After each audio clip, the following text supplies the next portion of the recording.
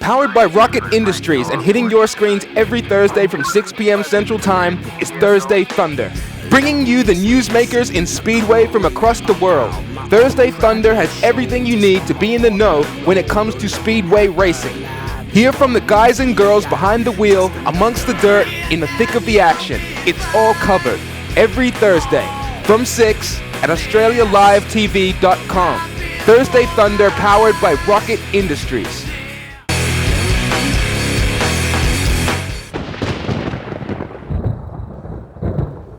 And just like that, the legend appears. Bill Wigzell, welcome to Rocket Thursday Thunder. Thank you. Good to have you, Bill. You're just checking you was for real then, Oh, weren't you? absolutely. Checking the pulse. How are you, Bill? It's tremendous to have you on the program. Thank you. You been a busy man? Pretty busy. What occupies your time these days? Oh, working around the farm and a bit of maintenance and what have you. So you've never really retired, have you? Not really.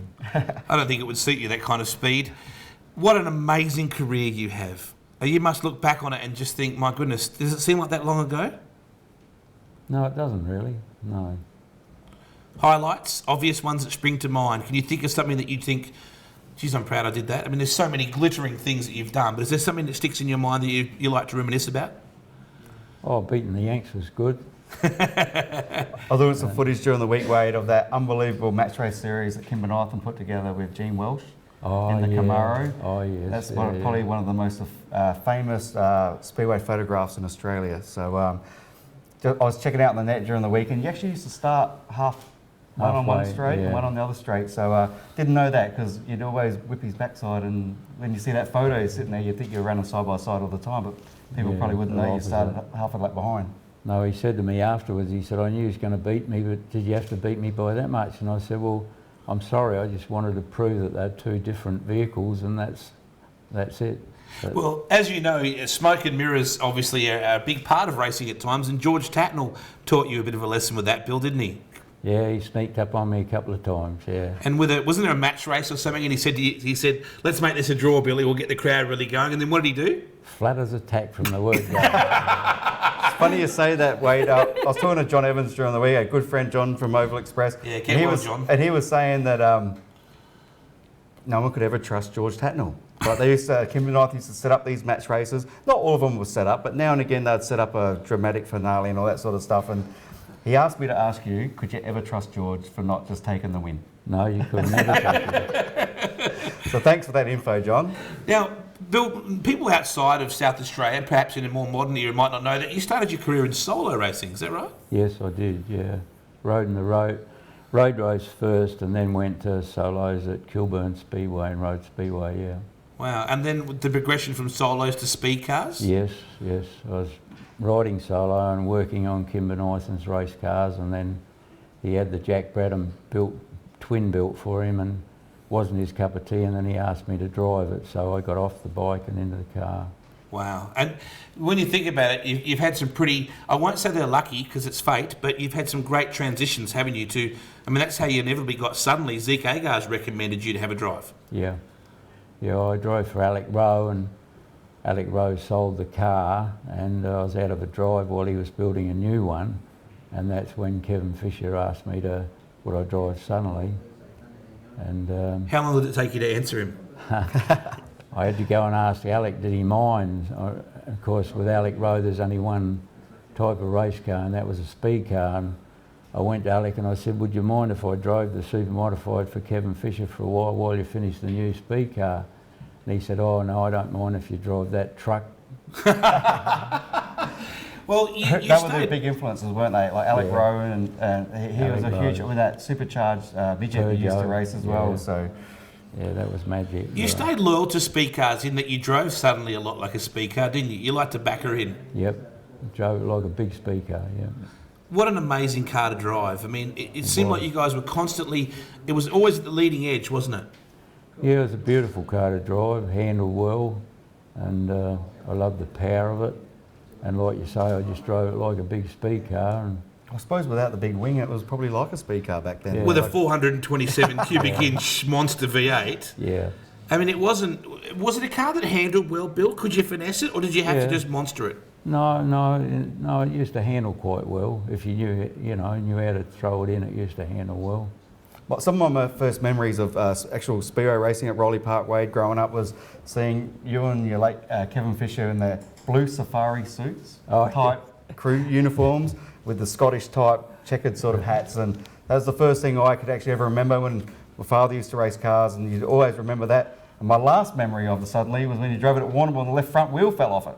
Oh yeah, they restored it to have a vintage run up there, and the front stub axle broke, and yeah. A lot different tracks to when they used to be raced onto that sticky clay at Warrnambool. And of course, Warrnambool was where the right rear tyre caught on fire, and that's right. Yep. Jeez, caught on fire and burnt out. Golden era. Do you look back on that? Is Speedway? It's changed a lot, and it's unfair to compare the two eras, Bill. But you've seen it all. Yeah. Is Speedway as magic as it was back then? No, not really, because back in those days, it was a different surface, and you used to be able to drive side by side with drivers for lap after lap, 3 wide, and you always started the fastest guys at the back, and people went to the Speedway to see passing. And if you started at position 20 in a 20-lap feature race, you knew you had to pass 20 cars in 20 laps to get it done, and people used to like that. They used to like seeing a lot of passing done. That used to be always the case at Parramatta too, Wade, when we were up there racing. You had to, if you were the higher point guy, and even back in the midgets when myself and Chaz used to race at Speedway City. Hello to Chaz Calandro, who's sitting in the crowd tonight. Didn't we, Chaz? We used to race, we had to start from 20, 21, 22, 23, 24 every week. But we used to have tracks back then that used to lend to 2, 3, 4 groove racing, and I can fully appreciate what Bill's saying. Bill, are you involved? We've got emails coming through. Shane from Bateman's Bay is asking, are you involved in your grandson's racing these days? No, only as a spectator. I love to see him race, but he does it, him and his father do it all themselves. I'm just not involved with it, no. And speaking of Terry, I was at Speedway Park many moons ago when he saved Dud Lambert's life, pulled him from a burning wreck. You Wigzells have had a remarkable life, haven't you? Yeah, I guess we have, yeah. But Terry also broke his spleen racing motocross at Clarendon, if I remember rightly. Back when I was racing the junior motocross, I always remember he actually had a really bad injury then on the motocross, but he also really damaged the spleen at Parramatta one night. And one of the few things that me and Bill got to relate together is driving for Reg Baker. Yes. Driving the Reg Baker 6, and you used to drive the Reg Baker 4. And Terry was an awesome competitor to race against. He was a very, very quick competitor, and he just vanished from the scene. So what a disappointment that was for all of us. Yeah, got married and had kids and didn't have the money to go on with Mark Gilbert keeps me up to date with everything that was going on, that's for sure. Fair enough. Bill, he was up home the other day riding with his kid up on the track at home the other day. Okay. Would you like to have a crack, if you could keep your fitness, perhaps go back, say, 10 years, would you like to have a skid in a car like Trevor's sprint car these days, just to feel the difference between a car like Suddenly and the modern day sprint car? Oh yeah, I wouldn't mind, yeah. Still got that racer in you, haven't you? Yeah. I think it's all relevant, Wade. It doesn't matter what facet of time it is in the world. I think it's all relevant. I look back in just in absolute awe of what these guys used to do back then, and I think now it's all pretty much the same. A Maxim to a Jane. Well, it's all manufactured, isn't it? Whereas, Bill, you had to build it yourself. Yeah, you used to make it. Every car was different.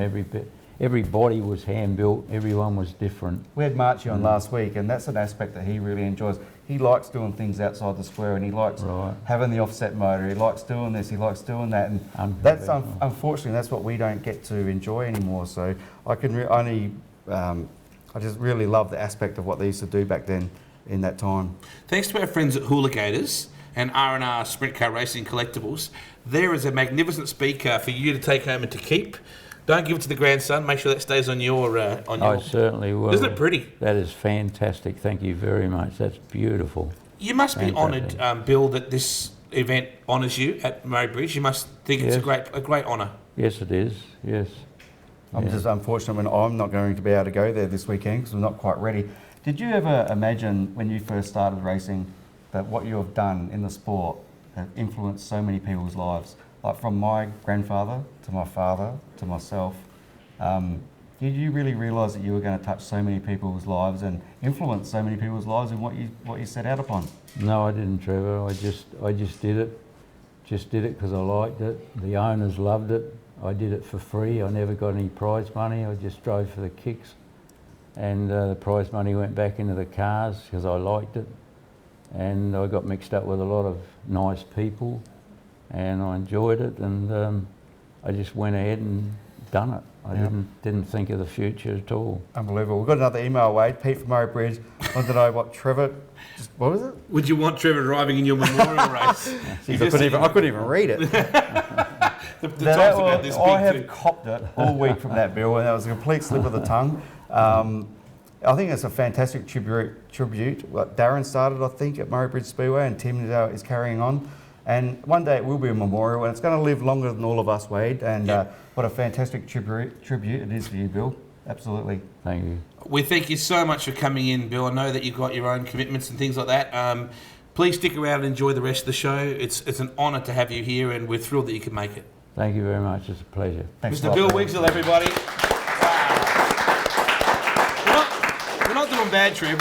We had Steve Kinzer a few weeks ago. We had the great Ivan Major, and now we have Bill Wigzell. It just doesn't get any better than that. We're going to take a break here on Rocket Thursday Thunder. When we come back, we're going to talk to Sam Walsh about TI-22 componentry, and we're also going to speak to rising speed car star from Western Australia, Dane Kingshot. We'll be back in just a moment. Powered by Rocket Industries and hitting your screens every Thursday from 6 p.m. Central Time is Thursday Thunder, bringing you the newsmakers in Speedway from across the world. Thursday Thunder has everything you need to be in the know when it comes to Speedway racing. Hear from the guys and girls behind the wheel, amongst the dirt, in the thick of the action. It's all covered every Thursday from 6 at AustraliaLiveTV.com. Thursday Thunder powered by Rocket Industries.